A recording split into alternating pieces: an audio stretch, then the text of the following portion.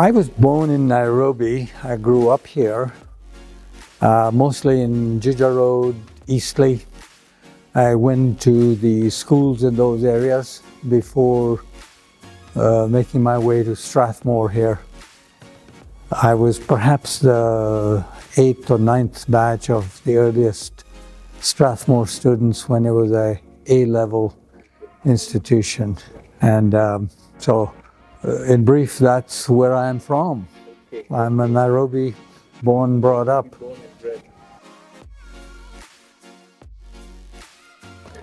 I joined Strathmore College in 1969 and was here for the traditional 2 years, and then left after that to go to the University of Nairobi, the medical school or medical college. Yes, my father did play a big part in me, in my being here. My father had a very interesting history, who left India at the age of 10, practically alone, came here, grew up alone from the age of 16 on, and was a self-made man who was believed in taking risks and getting ahead and being of service to others. When I was in Eastleigh Secondary School, I had heard of Strathmore, as had some of us, but I always wanted to be here. My father knew that. We also knew that it would be financially hard for us to be here, but he said that we would find a way. And he encouraged me to apply, which I did. And fortunately, even during the application process, I had the good fortune to meet David Sperling outside here, visiting somebody else. We had heard of the famous interview that Dr. Sperling interviewed all the students. And I just came and ran into Dr. Sperling here when he was on his way back from the tennis courts, when I was still in Eastleigh Secondary. After my application was in, I was a little nervous because I did not get called for the interview. But then I did get invited to just join Strathmore, and I understood that my 1-minute talk with him on the tennis court was an interview. So my father played a part in making sure that I did get what I wanted and to be here. Not only that, but during my 2-year stay here, Strathmore gave us grace in a delay in paying my fees until after I finished. So my father played a large part making it possible for me to be here. He grew up in northern Indians, who were Punjabis. We're a Sikh family, so his whole family in Punjab are Sikhs with turbans, and he was the only one who wasn't. He left India early at the age of 10 with an older brother who was an educator, like Dr. Sperling. Came to Kenya on some very, very early sailboat dhows, if you remember what those dhows are. And he came here with his elder brother. And the elder brother had to go back to India, but my father pretty much stayed on from the age of 16 on. And he left India because he realized that there was no way for him to get ahead there, to have no opportunities, educational and professional. When he came here, he really had basically a high school education. He was never able to go to college or anything, but he was so smart that he would get into correspondence courses. He did a correspondence course in architecture, for example. And during those times, he supported himself by being an electrician, by doing other handiwork. And he was well respected as a young man from the age of 18 onwards. I think he fabricated his age to show that he was over 16 to get a job. So it's a question of debate in our family as to what his real date of birth is. But he was born in 1920. So he worked alone here. He became an important member of the Indian Society. Spent many years of his young life in Eldoret. That was his town. And organized the community. He played hockey for the town of Eldoret, and I think he may have played hockey for the Kenya team in the 1940s. I don't know that for sure. And he was always a hockey goalkeeper, which inspired me to be the hockey goalkeeper in my first year at Strathmore here. Well, actually, Eastleigh did not have A-levels at the time, but everybody from Eastleigh went to either Jamhuri or to Highway Secondary or to Upper Hill. And all of my colleagues from Eastleigh did go mostly to Jamhuri. And I was absolutely convinced that I was not going to go there, not because it wasn't a good place, but I had heard so much about Strathmore. I knew a few individuals, a handful, who had left Eastleigh to come to Strathmore, and I knew they were just exceptional people, not just academically, but just as remarkable individuals to talk to, very versatile in their activities and the way their minds worked. I had heard about the educational process here, that they gave you a lot of responsibility during your day, that classes were only so many hours a day, but that you were given quote-unquote homework every day, and you had to do that, but you were encouraged to learn independently. Yeah. And so it didn't take much convincing for me to apply here.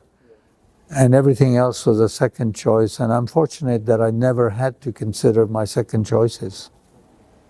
When I first walked in here, it was a little intimidating because where I came from, I was used to being one of the top students in my grades, and when I came here, I was very ordinary.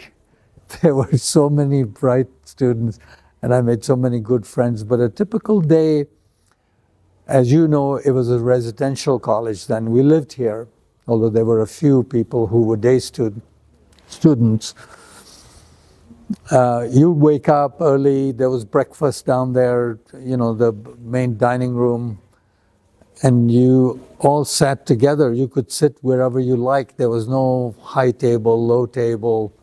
The day started off with breakfast, and then you left for, you know, for your academic, your classes.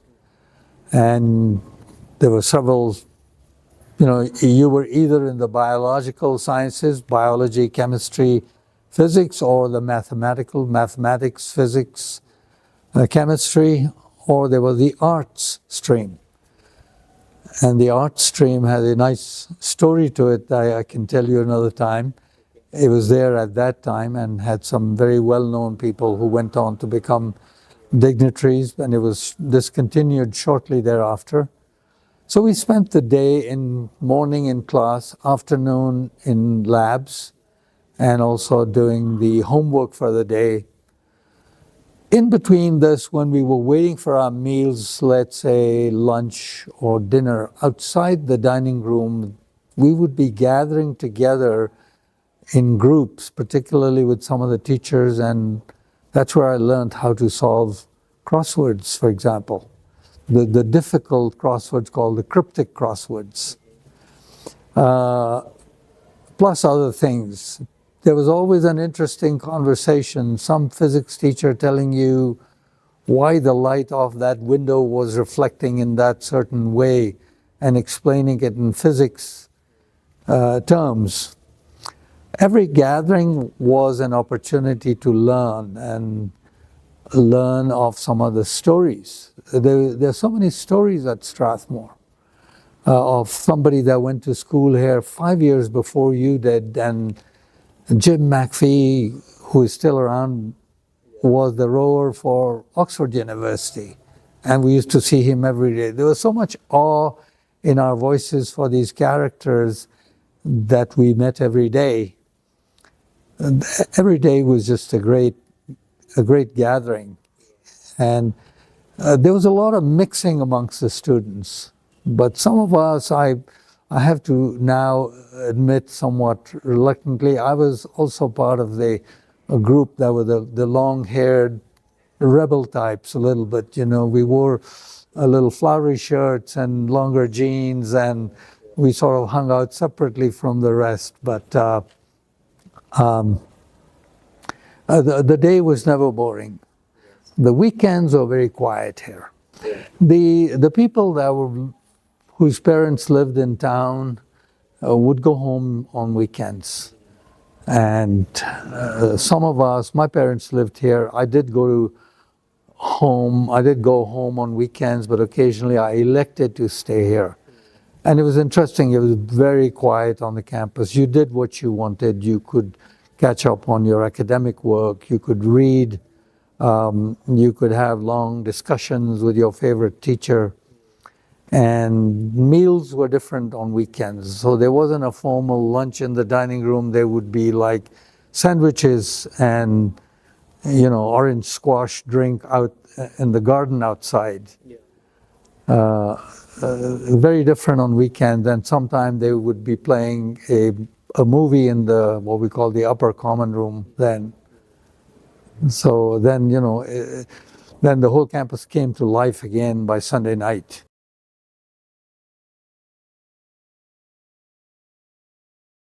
You know, there were many unique individuals here, some who taught me, some who didn't. Everybody talked about Silvano Barroso, who passed away a few years ago, who taught me chemistry and then biology. And his manner, he cared a lot about his student, but his manner was such that the manner was not affectionate, let me put it that way. It was that he did not want any nuisance. Okay, he expected you to do certain things and follow up on them, but we found out later on that he really cared. He was a very loving and affectionate person, but he had his own way of getting us to do what we should be doing. Silvano stands out. There was a teacher here called John Roach who taught us physics, who left Strathmore a few years after I left here and then went off in his own direction back in the UK. And there were others, of course, Dr. Sperling, who never really formally taught us, but was a giant of a man, a towering personality, not just physical stature, but by his very personality, the way he would engage you, and you wanted to be like him because he had that magnetic personality. He taught us English, what we call general subject, and we would get some stories from him, but he was also, we realized, quite busy, not just with the teaching, but with the business side of the school and making sure that it ran well, that it was funded well, and to take the politics side of running a school away from us. There was, I remember a couple of the clergy here. There was a Father Genti. Father Genti, I think, was from Argentina, but he loved soccer. And he was a great personality. I still remember him, and we would sort of end up playing with a ball right there in the green, you know, just a soccer.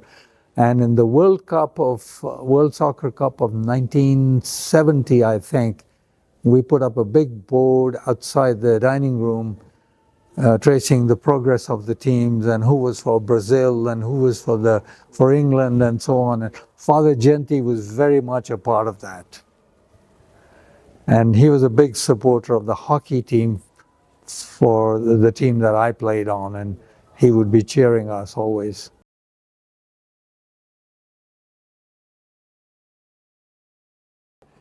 I never gave it much thought at the time. I never felt out of place. I never felt that anybody was pushing Catholicism or even Christianity on me. There was never that sense. I thought there was a great deal of respect for us, and we didn't discuss that much, but I did drop into the church. Yes. And I liked it. I liked the quiet. The chapel is the word. The chapel. The chapel. I would go into the chapel. Yes. It was an amazing place. Whenever I've come back here, I always go back to the chapel. I take visitors there.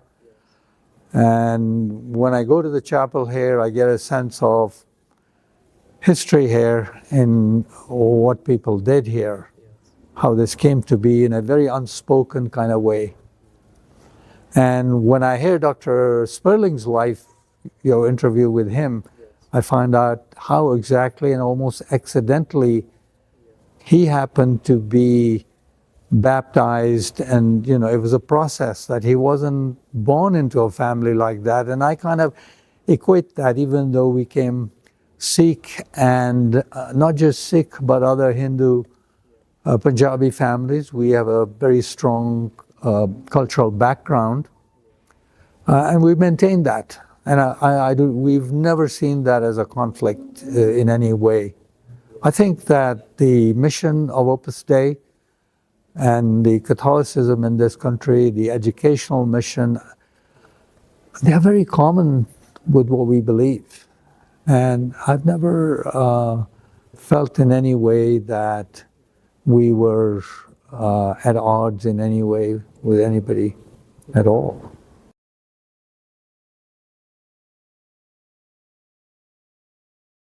Many interesting stories.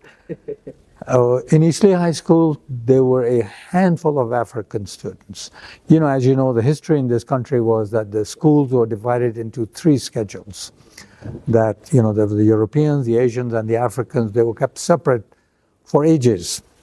And then into the 60s, they started a little bit of minor mixing. For example, at Eastleigh, the best athletes were the Africans. There's a tall guy who ran the mile in just over 4 minutes. I still remember him, a guy by the name of Gideon. And the others, our head prefect at Eastleigh in my last year was an African, even though he was only one of 5 African students amongst, 400. So I had that expectation that, I'm going to meet some exceptional people here. When I first came here, yes, they were exceptional. They were so good, whether they were from Mangu High School or Alliance or wherever they were from. These were the best of the best where they came from. And they were not fooling around. They worked hard. Their minds were sharp, the way they thought and spoke. And in a very short time, I started making some very good friends with a lot of the people. And my main specialty, also influenced by my father, who grew up in Eldoret and other small towns, was that I liked to learn dialects. So a few words of the Kikuyu here and a few words. The Kamba particularly, a group of them were really good friends of mine. So when we greeted each other every day, it was not in English. You can be sure of that. Or if there was a Kikuyu friend, we would say Nyatyareu. This is how we were with these friends. But that was just me who did that. And I continued to do that, and even I still do that when I come back here. It gives me a sense of belonging and taking me back 50 years to a different, simpler time. And many of these students that I met and made very good friends with became very big and important professionals and business and political people in this country. But I think what I'm proud to remember is that they've stayed true to who they were then. This is how we still interact. And that there's this core of intelligent people who took these values of these ethics from here that did not corrupt them. And so we recall some stories here from those days. Like sometimes, yes, I'm learning some of the words in Kamba from them. Sometimes they're teaching me words that I should not be saying. I see.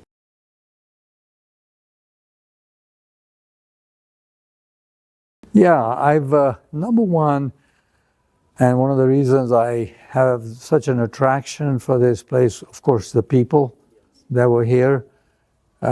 You come back to a place, you are looking for a place when you go back. The reason I keep coming back to Kenya regularly, you're looking for that place, but you soon realize that what you're looking for is not a place, but it's a certain point in time. And that point in time doesn't exist anymore. It was there at that time and it's gone. You are never going to find it again. So you take the second best thing, which is the place, and you say, how do I now take this place and make it a part of me? I go forward. What it taught me was how to think critically. Schools before that teach you how to memorize and learn to be the best student, to get that information out for examination. Strathmore, the way the teachers worked, they taught you how to think critically.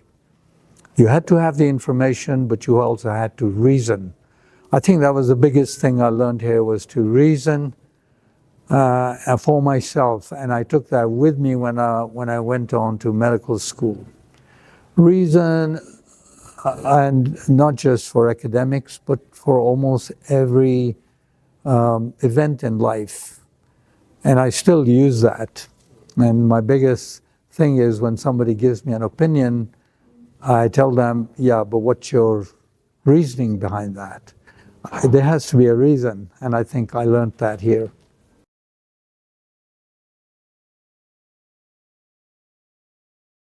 I've been involved in one way or another with Strathmore for the last almost 30 years at an educational level, some small projects, initiatives.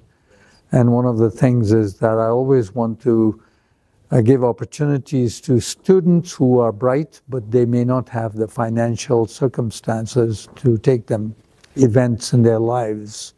And that changes that, and you take that to the next step, that if you take one student and you help them financially, you change an entire generation after that. For what they will do, what they do for their families, it changes the entire trajectory of a whole family.